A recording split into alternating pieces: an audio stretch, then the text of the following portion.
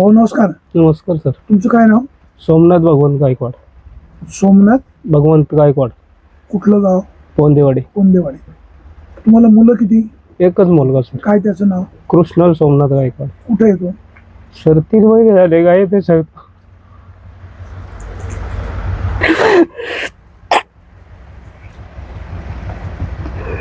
Police complaint केली? Sir मी नाही केली पोलीस कंप्लेंट करण्याच्या आधी, पण तिने ना बादशाला वगैरे 2-3 वेळा फोन करून सांगितलं माझा मुलगा गायब आहे गायब नाही का. 4-5 दिवसांनी परत यायचा. मला नंतर कळलं सर, ज्यावेळेस फोटो वगैरे टाकले त्याच्यानंतर पोलिसांनी मला बोलवलं, माझी इन्क्वायरी वगैरे केली स्वतः. रडून 15 वर्षापासून लावून ठेवलं त्याला, आणि आता कायमच त्यांनीच गायब करून आमची नावं बदनाम करतात सर. या प्रकरणाचा शोध लागला पाहिजे. या प्रकरणाचा शोध जर लागलाच पाहिजे सर. फार कसून चौकशी केली पाहिजे. माझं बाळ आलं ना माझ्याकडे आणू घातलं तरी चालेल सर.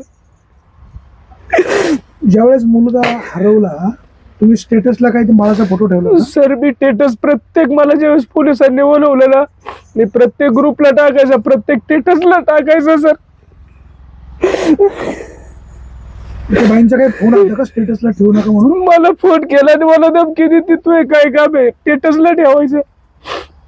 तर मुलगा आहे म्हटल्यावर आपण शोध लागला पाहिजे ना. एवढं 15 वर्षात मला संशय असा आहे की तुम्ही दारू पिता, राग नका म्हणू, तुम्ही दारू विकता, दारू पिता, जमीन विकलेली आहे, कुटुंबाला सांभाळत नाही, त्या ताई तिकडे आहेत, तुम्ही सगळ्यांनी मिळून त्या मुलाचा घातपात केला असावा असा त्या ताईंचा संशय आहे. सर घातपात करायचं असतं तर त्याला एवढं मोठं कशाला होऊन दिलं असतं आम्ही. त्याच वेळेस घातपात केला असता ना.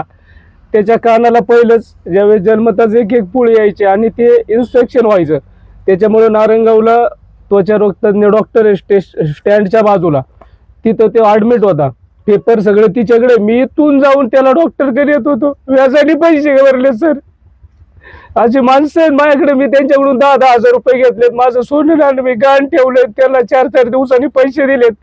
मग मी खर्च केला नाही का बापी म्हणून? माझं नातं नाही का काही? तुमच्या पत्नीला तुम्ही सांभाळत का नाही? सर तिला विचारा ना. हे दारू पिणं, हे करणं, तिने मला या मार्गाला आणलंय. फक्त प्रत्येक गोष्टीत तिच्या भावांनी त्यांनी साईड इफेक्शन करायचं मला. आपण 4-6 लोक जर एकत्र आलो, नातेवाईक मित्रवर्ग, तुम्ही तिला सांभाळायला? मी सांभाळायला तयार आहे सर. मी तिला एक लेटर पण काढले सांभाळायला. त्याच्यानंतर तिने माझ्यावर केस टाकली का मला पोटगीचा दावा लावलाय माझ्यावर. तो विषय न्यायालयीन काय असेल तो भाग वेगळा, परंतु समझोत्याने जर काही मार्ग निघाला तर तुम्ही दारू सोडाल का? सर मी नाही पिणार दारू. मी पहिले नव्हतोच पित दारू सर. मग तुम्ही तुमच्या वडिलांशी, भावाशी, ताईंशी कधी बोलण्याचा प्रयत्न केला? लय वेळा बोललो सर, लय वेळा.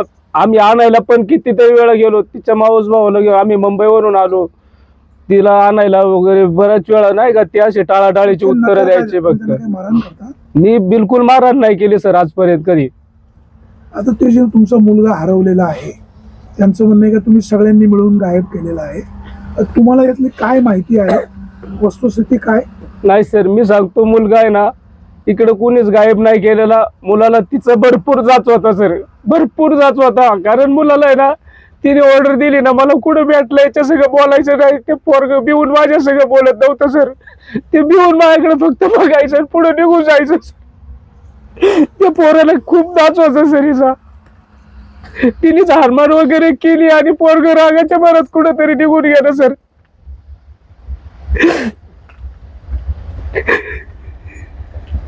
मग तुम्ही पोलीस स्टेशनला असं का सांगत नाही का त्याचा शोध घ्या, आम्ही दोषी असून तर आमच्यावर कारवाई करा? सर बोलले मी त्या दिवशी मनसर पोलीस स्टेशनला, तुम्हाला पाहिजे तशी चौकशी करा, माझा मोबाईल ट्रॅक करा, काही पण करा, सगळ्यांचे करा. जो गुन्हेगार असेल त्याला 100% ते सजा भेटली पाहिजे. मी 100% बोललोय. तुम्ही साहेबांना विचारा.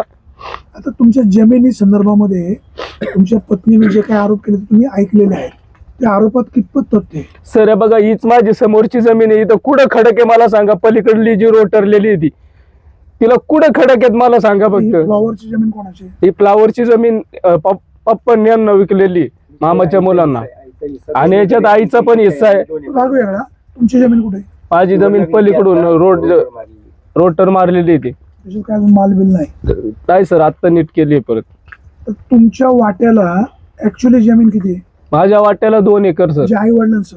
आई वडिलांचं म्हणजे आता आईची आणि वडिलांची सगळ्यांची धरून 6 एकर 10 गुंठे. आता मला एक सांगा, ते असं म्हणाल्या की मुलाला यांनी गायब केलं म्हणजे तो वारस लागला असता. आता समजा मुलगा तर सापडलाच पाहिजे, समजा बरोबर आहे, बाईंना सर. मुलगाच झाला नसता तरी त्या अधिकृत तुमच्या पत्नी होत्या, बरोबर त्यांचा आहे सर. अधिकृत हक्क आहेच ना. आहे ना सर, कोण नाही म्हणले. तिने यावा राहावा 15 वर्ष ती नांदत नाही. 15 वर्ष कुठं गेलं हिचा हक्क? 15 वर्ष का नाही तिने मला एक सुद्धा कॉल नाही केला 15 वर्षात. ती त्या दिवशी फक्त टेटर ठेवल्या. मला म्हणते तुझा काय अधिकार आहे टेटर ठेवायचा? हा, भविष्य काळात जर माझा अधिकार नाही टेटर ठेवायचा तर त्या बाळाच्या मागे माझं नाव लावायचा काय हिचा अधिकार आहे? माझ्या प्रॉपर्टीचा काय अधिकार आहे मला सांगा. ठीक आहे, तर तुमच्या भावना झाल्या. तर समजा 4 लोकांनी मध्यस्थी केली तर तुम्ही एकत्र नांदायला तयार आहे? हो सर, मी नांदवायला तयार आहे तिला.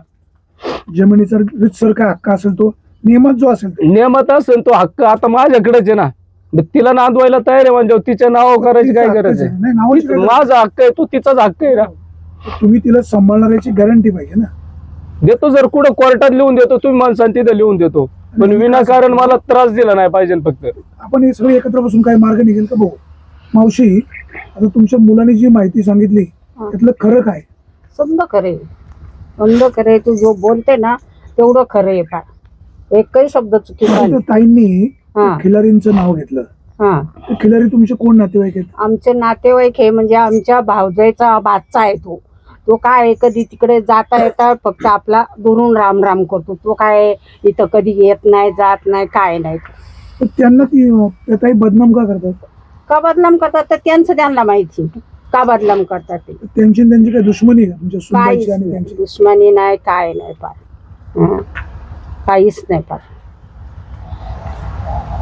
काय त्यांनी जे आरोप केले खिलारी कुटुंबावर, हं. तुम्ही काय सांगाल? खिलारी साहेबांचा आणि आमचा काही संबंध नाही सर. आम्ही जी जमीन दिली मामाच्या मुलांना दिली त्यावेळेस मी मुंबईला होतो. आई कोविडमध्ये 3 महिने झाले कंप्लीट ऑक्सिजन होती सर. ह्या माणसानी मी इथपर्यंत नसतो, माझा मामाचा मुलगा आहे.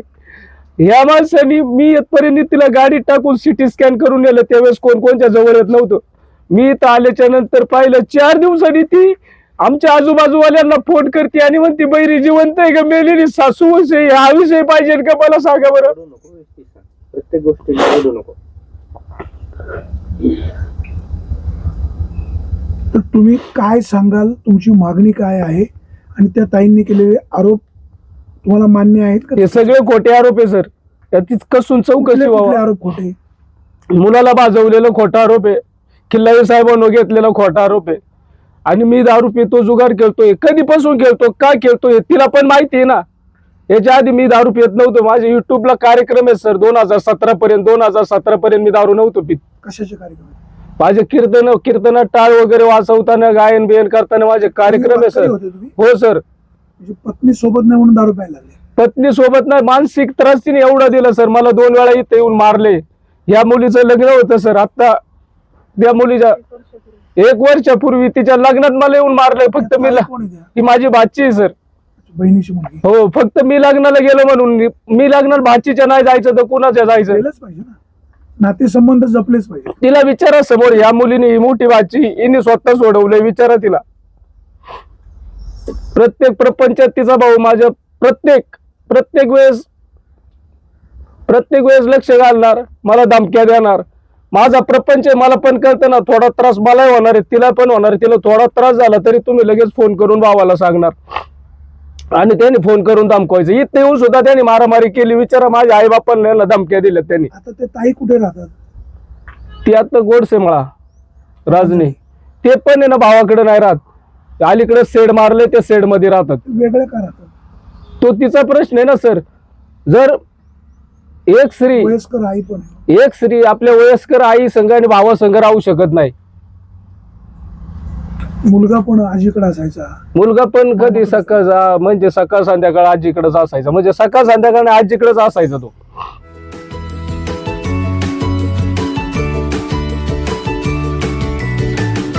बातम्या शेतीच्या, बातम्या मातीच्या, बातम्या अन्यायाच्या, गुन्हेगारीच्या,